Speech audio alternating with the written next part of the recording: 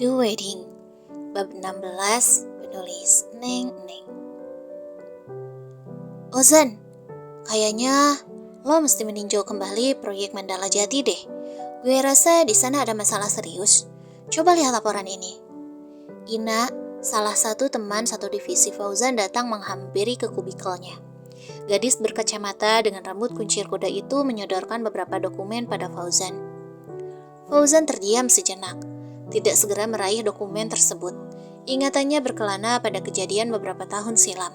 Proyek Mandala Jati, tempat di mana dia dan sang istri dipaksa untuk bersatu dalam sebuah ikatan sakral. Sejujurnya, gue ogah datang ke sana. Fauzan menolak kala bayangan kelam itu terus melekat dalam ingatan. Lo gak bisa begitu, Jan. Meskipun proyeknya sudah 80% rampung, tapi lo juga harus tetap cek rutin ke sana. Gimana pun juga, proyek ini ada dalam kuasa lo dan Bu Renata tentunya. Ina menghela napas. Dia tahu apa yang terjadi di beberapa tahun terakhir pada Fauzan, termasuk hal yang membuat Fauzan harus menikahi Renata. Gue gak tahu kenapa proyek ini lama banget rampungnya. Sudah lebih dari 6 tahun dan masih 80%. Fauzan menghela napas berat.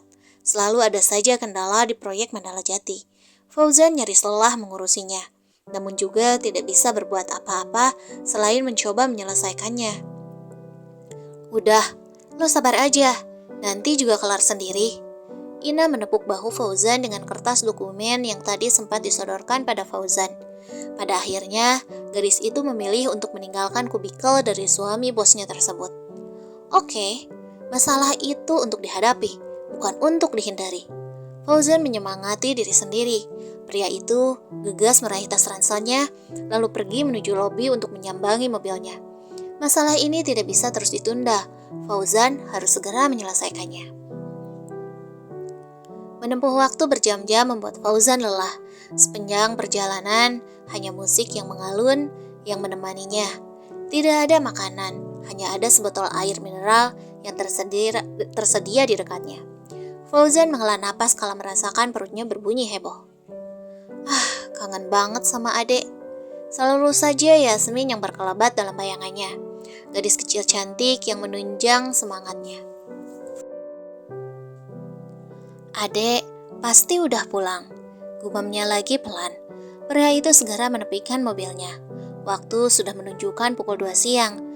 Fauzan sudah hampir sampai di tempat tujuan. Memutuskan untuk beristirahat sejenak dengan melepas rindu pada sang putri, Fauzan memilih untuk meneleponnya sejenak. Adek, Fauzan memasang wajah ceria kala pengasuh sang putri menerima teleponnya. Gadis kecilnya tertawa riang kala melihat wajah sang papa. Papa di mana? Tanyanya dengan mata penuh tanya. Papa lagi di perjalanan sayang, jawab Fauzan antusias. Jalan? Papa puyang, sama seperti mama. Fauzan mengerutkan keningnya. Fauzan tidak menelpon Renata, karena tahu sang istri pasti masih di kantor, sedang sibuk dengan setumpuk berkas yang harus dikerjakannya.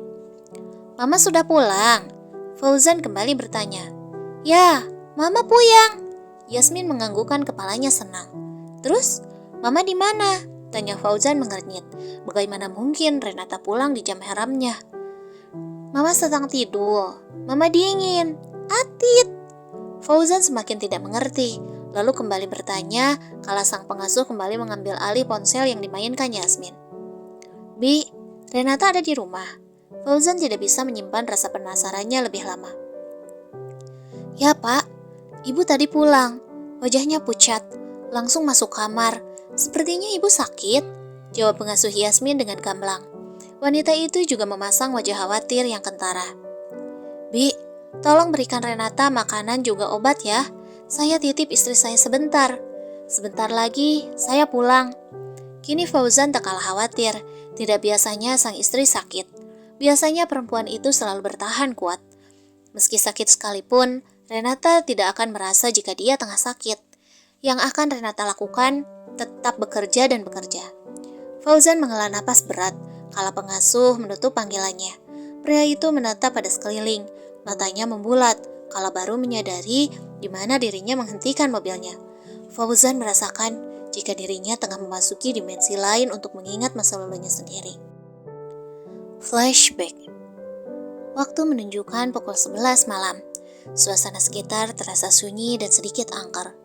Fauzan mengusap belakang kepalanya, mengingat dirinya adalah seorang penakut sejati.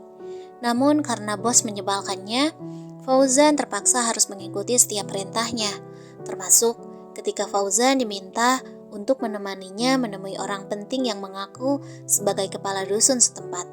Pertemuan tersebut terasa tidak menemukan ujung yang baik, mengingat dari kedua belah pihak tetap ada pendiriannya. Mereka tetap kukuh mempertahankan kesepakatan yang telah dibuat. Hingga waktu menuju tengah malam, belum ada titik temunya.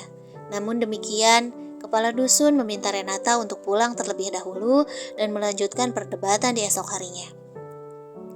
Renata dengan wajah datarnya pergi meninggalkan rumah kepala dusun dengan Fauzan di belakangnya, memasuki mobil dan melanjutkannya perlahan. Fauzan sudah terkatuk-katuk menahan kantuk, sementara Renata terlihat begitu masih segar bugar. Jika mengantuk, tepikan saja dulu mobilnya. Aku tidak ingin mati penasaran di tempat ini karena proyeknya yang masih belum bisa selesai. Renata mengingatkan, membuat Fauzan tidak enak hati, namun tetap mengikuti mau Renata, menepikan mobil di bawah pohon yang cukup rindang. Hening, tidak ada yang bicara. Renata kini fokus pada lembaran kertas yang berada di tangannya, lalu menelitinya dengan sangat detail. Bu, apa ibu tidak berniat untuk beristirahat? Fauzan merasa cukup heran dengan stamina sang bos. Terlihat tidak pernah lelah atau mengeluh sedikit pun. Tidak, ambilkan aku map yang berada di dashboard itu. Renata tanpa menoleh memerintah Fauzan. Dengan kesal, Fauzan yang masih menyimpan rasa kantuk, kemudian mengambil sebuah map berwarna merah yang berada di hadapannya. Ini bu, Fauzan menyodorkan. Namun Renata yang menjulurkan tangannya tanpa menoleh, membuat map tersebut malah terjatuh. Keduanya kurang fokus. Yang satu fokus pada tulisan di tangan, yang satu fokus pada rasa kantuknya. Yah, jatuh bu, biar saya ambilkan. Fauzan terpaksa harus membuka sabuk pengamannya dan melompat pada kursi belakang yang Renata duduki. Pria itu berusaha mengumpulkan kertas yang tercecer, cukup kesulitan mengingat beberapa kertas berukuran kecil kini malah masuk ke kolong kursi. Fauzan berusaha kali ini mengaduh karena jidatnya terpentok kursi. Sementara Renata dengan tampang datarnya terlihat tidak peduli. Tatapannya masih fokus pada kertas di tangan. Hal tersebut tentu membuat Fauzan semakin kesal dibuatnya. Beberapa saat, Fauzan masih belum berhasil mengumpulkan. Ada satu kertas yang terlempar cukup jauh di bawah kursi, membuat Fauzan harus merapatkan tubuhnya ke bawah. Hingga tangannya terus menggapai-gapai meski sulit. Duh, susah bu, Fauzan mengeluh. Namun Renata terlihat tidak peduli. Au! Fauzan sedikit menjerit, kala tangannya terasa terjepit dan susah keluar, hingga membuat mobil sedikit bergoyang. Renata hanya mengernyit, lalu kembali fokus pada tulisannya. Namun, fokus Renata harus terpecahkan, kala merasakan jika mobil kian bergoyang. Bukan hanya karena ulah Fauzan, namun juga ada dorongan dari luar. Selain itu, suara-suara mengumpat dan berteriak juga terdengar jelas. Renata mendongakkan kepalanya dan terkejut kala melihat ada banyak pria dengan beragam ekspresi tengah menatapnya dengan penuh intimidasi. Ada apa? Fauzan yang baru saja bisa melepaskan tangannya dari jepitan kursi mendongak pelan. Wajahnya terlihat kaget. Bu, apa yang terjadi?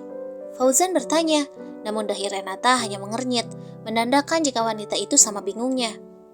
Keluar! Kalian telah berbuat mesum.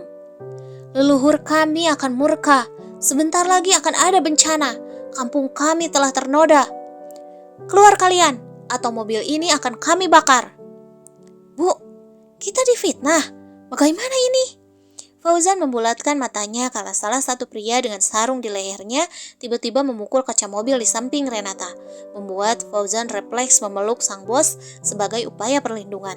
Namun nahasnya, justru hal tersebut malah disalahartikan oleh warga.